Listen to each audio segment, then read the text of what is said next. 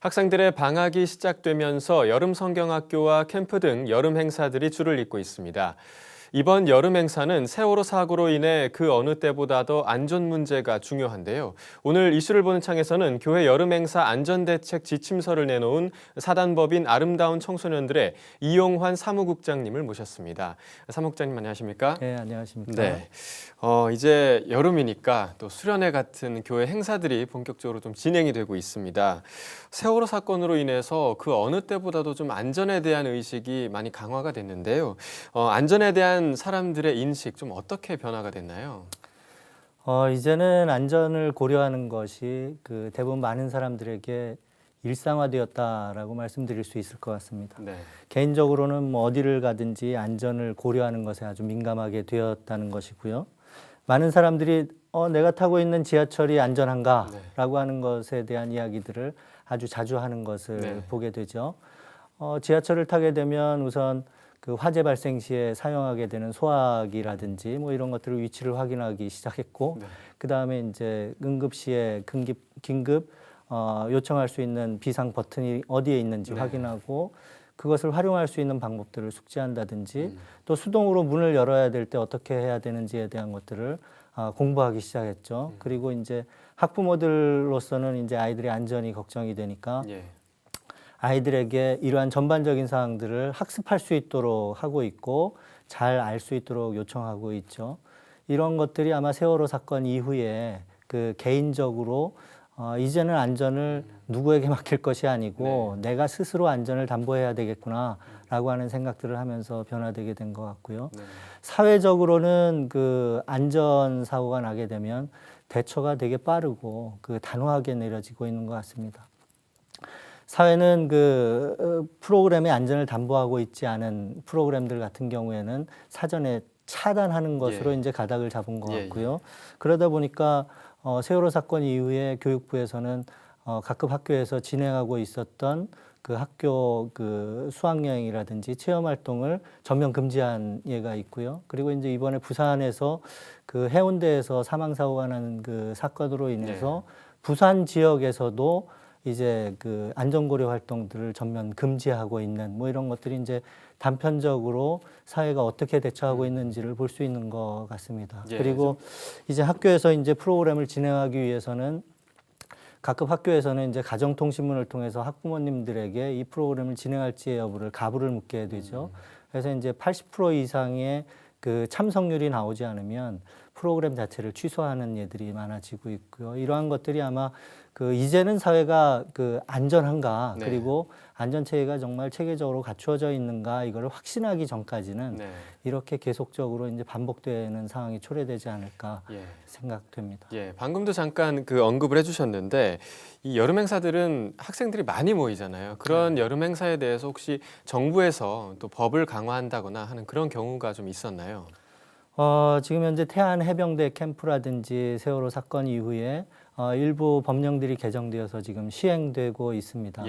주목해 보아야 될 법안들을 보면 청소년 활동 진흥법의 개정이라든지 그다음에 연안사고 예방에 관한 법률, 그다음에 학교 안전사고 예방 및 보상에 관한 법률 등을 좀 주목해 보아야 합니다. 이 법령들은 지난 7월 22일에 그 시행되도록 이제 조치가 취해지고 있고요. 야외 활동이 참 많은 그런 시기입니다.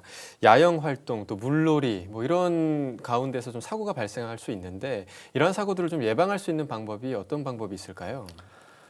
야영이라고 하는 것이 텐트를 치거나 이제 그 임시적으로 작은 초막을 치고 영지를 이제 지역을 규정하고서는 이제 야외에서 활동하는 것인데 그만큼 이제 그 안전 사고에 대해서 많이 노출되는 상황이 초래가 되죠. 그래서 실제적으로는 야영을 준비할 때 우선적으로 해야 될 것은 안전한 야영지를 선택하는 것부터 시작되어야 될 것 같습니다. 그리고 이제 그 주목하고 관심을 기울여야 될 것을 뭐 두 가지로 뭐 축약한다면은 갑작스러운 기상 변화를 대처한다든지 그다음에 독충이라든지 해충의 위험으로부터 어떻게 이제 아이들을 보호해야 될 것인지에 대한 것이 있을 것 같고요.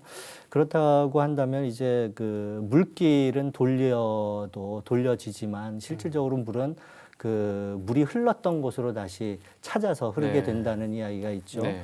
그렇게 되기 때문에 물길에 흔적이 있는 곳이라거나 이제 계곡이 주변에 있다거나 하면 갑작스러운 기상 변화에 따라서 위험을 초래할 수 있기 때문에 예. 이런 곳은 야영지를 좀 피해야 하는 그 상황이고요. 그리고 이제 그 낙석의 위험이 있다든가 낙뢰의 위험이 있다든가 또 물이 들어찬다든가 야생동물의 그 공격을 받을 수 있는 곳들은 피해서 영지를 좀 선택을 해야 되는 부분이 있습니다. 그리고 네. 이제 해충과 독충으로부터 이제 안전을 담보해야 된다라고 하는 것에 있어서는 대부분 이제 수련회를 가면 캠프파이어를 하는데 네. 그 영지들을 잘 정리하지 않고 이제 프로그램을 진행하다 보면 아이들이 이제 앉을 때 그 땅벌 같은 집이 있는 것을 간과하고 이제 앉는 경향이 네네네. 있어서 되게 위험도 있고 또 어려움을 겪게 되는 상태가 있죠. 그래서 사전 답사 시에 그 야영지를 잘 선별을 하고 사전에 안전을 고려해서 뭐 해충이나 독충이 그 접근할 수 없도록 차단을 한다든지 하는 네.